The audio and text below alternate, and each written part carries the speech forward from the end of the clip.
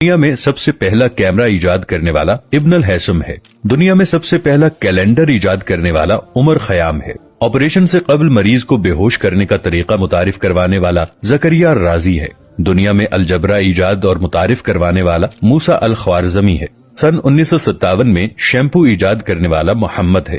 زمین پر آنے والے زلزلوں کی سب سے پہلے سائنسی وجوہات بیان کرنے والا ابن سینا ہے۔ کپڑا اور چمڑا رنگ کرنے اور گلاس بنانے کے لیے مینگنیز ڈائی آکسائڈ کا استعمال متعارف کروانے والا ابن سینا ہے۔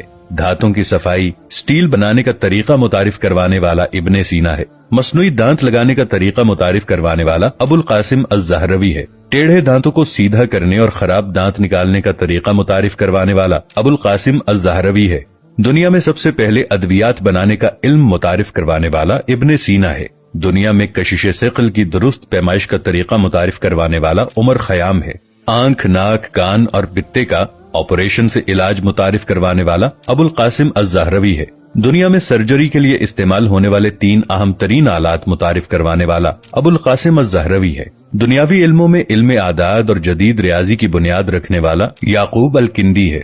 مریضوں کو دی جانے والی ادویات کی درست مقدار کا تعین کرنے والا یعقوب الکندی ہے۔ دنیا کو آنکھ پہ روشنی کے مضر اثرات کا بتانے والا زکریا الرازی ہے۔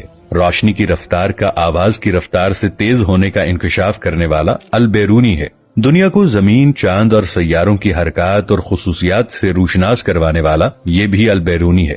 دنیا کو قطب شمالی اور قطب جنوبی کی سمت کا تعین کرنے کے 7 طریقے بتانے والا البیرونی ہے۔ علم ارضیات میں مغرب والوں کی زبان سے بابائے ارضیات کہلانے والا ابن سینا ہے۔